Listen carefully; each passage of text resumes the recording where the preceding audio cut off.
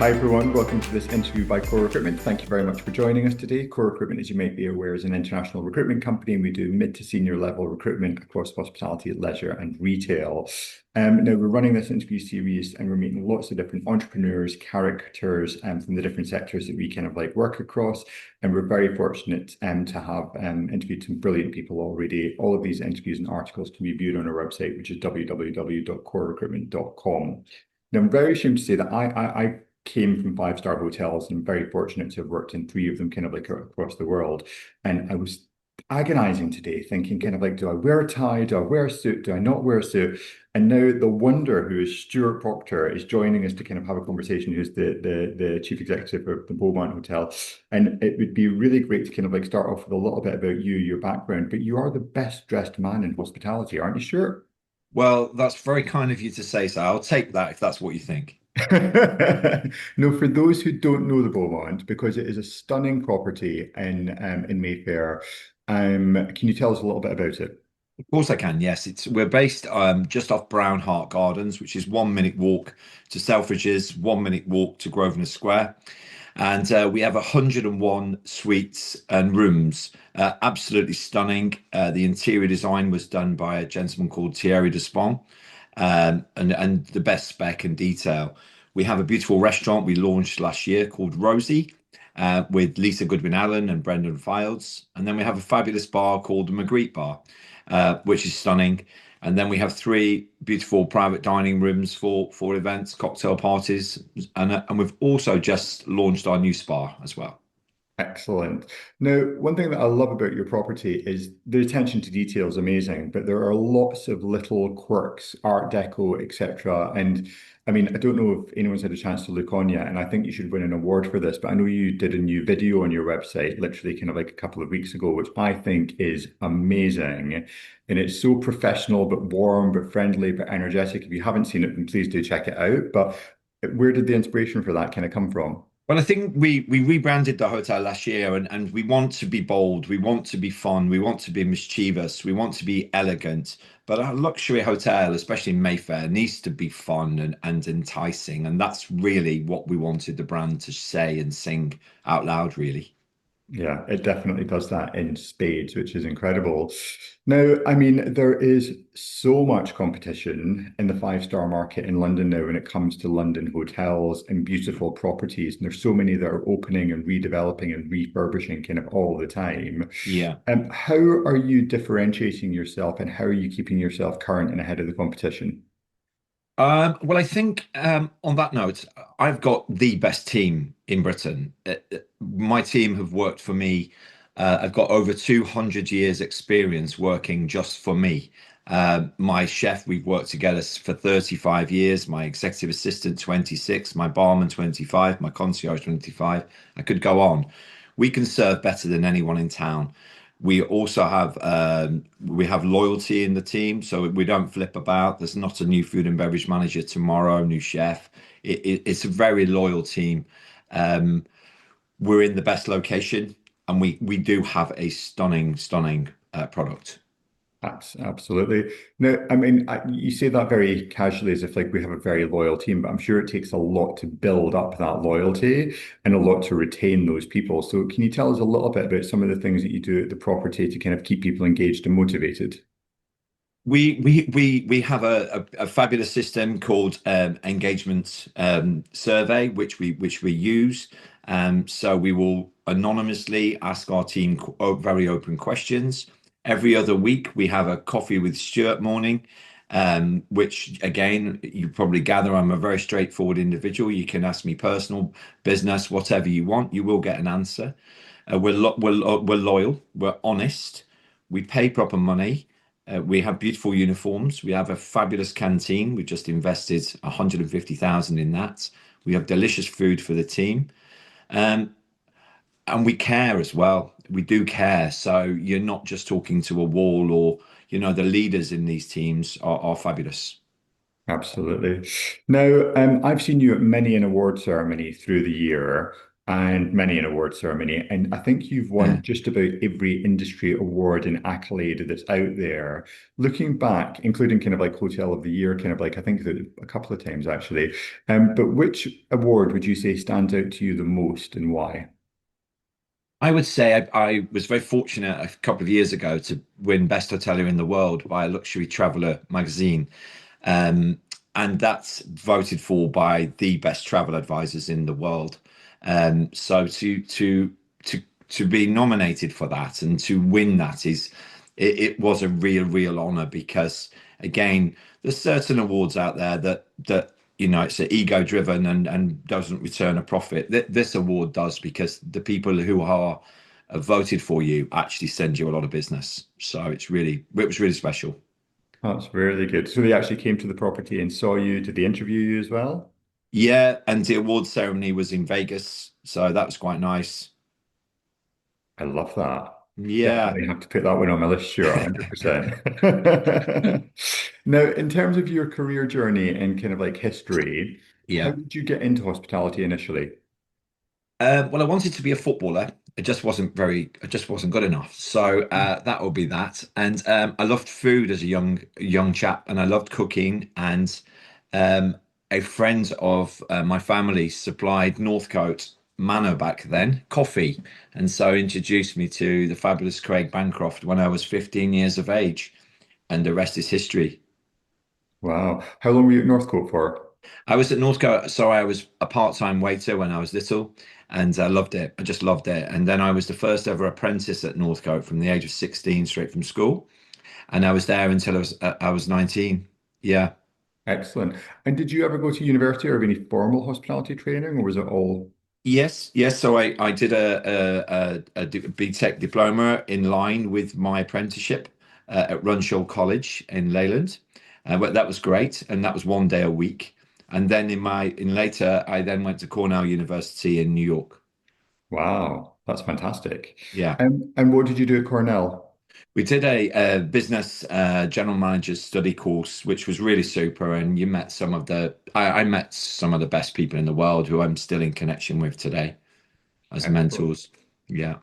Yeah, we did one of these interviews with Hilda from Orient Express Hotels, of course she is now, and she was also talking about the alumni from Cornell and how it's like a big family of communication. Do you find the same thing? Yeah. It's the best university in the world for anyone who wants to be serious about hotels. Absolutely. So then when you got to London, what was the first property you worked in? At the Stafford in St James's when I was 26. Yeah. I went there as the resident manager under the fabulous Mr. Terry Holmes. Excellent. And how many years were you involved with the Stafford for in total? 20. 20. That's quite Uh, an achievement. Yeah, isn't it? Hey, yeah, I took over the Stafford when I was 28, and I loved it. Absolutely loved it. And then I left for 5 years to open hotel football and cafe football in Manchester and London, and then I went back. Yeah, it's a fabulous hotel. So you did get to do some footballing in the end then, right? Yeah, yeah, but it was more. Yeah, I did, but it was nothing to do with that playing, obviously. Excellent. Now, looking back on your career, you've mentioned kind of like a couple of individuals who kind of influenced you. Who would you say kind of like really kind of like inspired you in the sector and why? I had three. So I had Craig Brancroft when I was a young man at Northcote, because he was a fabulous, and he still is today. He's one of my best friends in the world. Mine host and just service, and more service and more service. He's the best front man. He was fabulous. I then was very fortunate to meet Jeremy Rata, and I became the general manager under Jeremy of the Devonshire Arms in Bolton Abbey when I was Mm, 24 years of age for the Duke and Duchess. And he was the businessman, so he is a business hotelier man, and so he really taught me how to make money. He also taught me how he allowed me to make mistakes, and so he was huge to me. excellent. And then when I went to the Staffords, I worked under Terry for 2 years. So he taught me the international side of the business. When we traveled to New York, LA, Beverly Hills, wherever we went, Vegas, and he really made me connect with the biggest influential people in the world. Absolutely. Really interesting. So in terms of current kind of market trends that you're seeing within kind of like, your customer demographic, kind of like within London, is it a lot of Americans? Is it Europeans? What are you kind of seeing? Well, my skill set is America. So you fish where the fishes are, and the Americans love to travel. They love luxury hotels. They obviously love London. They love Mayfair. They want to come through us and go to Ireland and Scotland. So predominantly America is the key. Obviously, the world's upside down at the moment, Hmm. but we will focus on America. Absolutely. Now, certainly for myself, when I was at hotel school and kind of like traveling through the ranks, running a five-star hotel in central London was pretty much my dream. Right. And then I came into recruitment, however, and then that was my dream. But in terms of kind of like, a lot of people watching this who are starting off in their career and will be looking at you kind of thinking, wow, how did he get into that position? What advice would you give to somebody who is setting out today? Well, I think it's the best sector in the world because you it's my daughter's in the industry as well now, and I think if you turn up on time, if you look smart, if you listen, if you say you're going to do something, do it and work hard. The opportunities in our business are vast, and the talent, as you know, in recruitment is pretty small. So you could stand out like a beacon. And by the way, let's not be crude about saying this, make millions in the process as well. So gone are the days where it's a poor industry. It is a very, very affluent industry, and there's a lot of money to be made, and there's a lot of connections, travel. So I would say work hard, listen. Every day is a school day. It is to me. I don't know everything today. We will never know, but it's a fabulous industry, and the opportunities are vast. Absolutely. And if you don't mind me asking, does your daughter work in one of your properties or? No, she works for the Mandarin Oriental in Hyde Park, and she started there as an apprentice as well. And so she's 21 now. She's been there 4 years. Yeah. Excellent. That's really fantastic. So in terms of what keeps you motivated and in terms of what you like about kind of like being a general manager, kind of like, what everybody has their things that they kind of use to kind of like keep themselves engaged. What would you say yours are? Well, I like creativity. I like developing concepts, be it Rosie downstairs, be it our new restaurant that's going to open on Brown Heart Gardens called Pearl. So I like to be creative and innovative. And I also like to turn businesses around. So profitability is key. As a leader of any hotel, your number one is profitability. And if you don't think that is, you're kidding yourself. Yeah. Yeah. Absolutely. And then in terms of innovations which you think are coming to market in terms of technology, in terms of trends, how are you integrating those into the property without compromising on service? Yeah, well, service is number one. So as you know, hospitality has never changed, and it's not going to change. It's a people-led business at this level, so it has to be delivered with top people looking great. But as we know, the shift with AI is now huge. So we're going to start to look at that and implementing that because if you can't beat it, join it. It's here. So we have to understand how we can use that, but obviously not. To the detriment of the service, but it's got to be used, hasn't it? Yeah, absolutely, 100%. And do you think this will be mostly around personalization and guest recognition, or are there any other areas that you're thinking about using it? No, I think without being smart, we're very good at guest recognition. We know the inside leg of our clients, and we have people doing a lot of homework before you walk through our door. But I think in maybe in the reservations element, maybe in accounting element, maybe there's got to be areas that we can use it in. Absolutely. Now, you've had a phenomenal career, kind of like, which is far from over yet. I'm sure not every day has been a sunny day when it comes to business and running five-star hotels in London. Are there any kind of key learnings that you would pass on, or any, dare I use the word, failures that you kind of like you would want others to learn from? Well, I think you're right. I mean, we talk about this, with my hotelier friends in London. We've had some bad days, haven't we? We've had tube bombing. We've had a pandemic. We've now got a war. We've certainly had a lot to deal with. I think the key coming out of the pandemic, which was just horrific in every which way.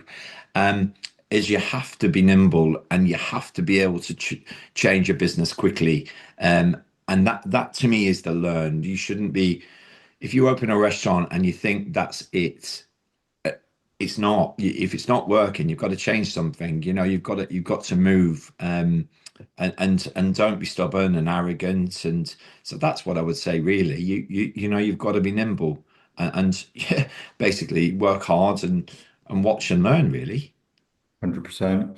And to me, London is the greatest city in the world. You know what I mean? The I tourism, the agree. I markets, the agree. hotels, all of that kind Yeah. of stuff. When you are looking at kind of like, your competitor set internationally, who do you like to benchmark yourself against, city or property? Well, we're benchmarking against Paris. So our clientele might go to Paris. You're benchmarking against Madrid. Um, you know, you benchmark against New York. There's some fabulous cities out there, isn't there? But in Europe, you want to get your affluent American coming into London, staying at the Beaumont, then hopping on the Eurostar and going to stay with Francois at the Plaza Naffé and Plaza Athénée in Paris. So I look at those cities really, and especially on the food and beverage side. So we were in New York 2 weeks ago, and my two chefs and myself, and we were looking at the cool concepts that are there for our new restaurant in Brownhart Gardens called Pearls. So again, every day is a school day. Absolutely. And having spoken to and dealt with a lot of hoteliers over the years, there are certain individuals who can relax in their own properties and relax when they go on holiday to other five-star hotels. And then there are individuals who maybe aren't so good at that. Can you relax when you go away on holiday? And if you were going away on a holiday to another five-star, where would you go? Where would be your luxury break? Well, I love the Marbella Club. I think what they've done with that hotel is sensational, from the decor to the service to how natural it is. So that's one of my favorites. Finca Courtesan Andalusia is another one of my Mm. favorites. The Plaza Fanay, another one of my favorites in Paris. I can relax, but yeah, I'm very chilled, and because I'm going to the best. So they are the best hotels in the world. I'm going out to Montage Laguna Beach with my family and a couple. It will be fabulous. So I know it will be great, but I can't stay in poor hotels. I just can't. No. I can understand that completely. Stuart, thank you so much for spending the time with us. When is your new restaurant opening? Pearl will open on the 1st of September, about Yes. about 7:15 in the morning, if you want to come round. So that'll be a lot of good fun, and we have a beautiful. We own the whole gardens as well, so it can be a restaurant and a fun space as well. So yeah, exciting. Excellent. Well, we'll definitely be along to take a look. And thank you very much for having a chat with us. I really enjoyed it. You're welcome. Thank you very much. Enjoyed it too.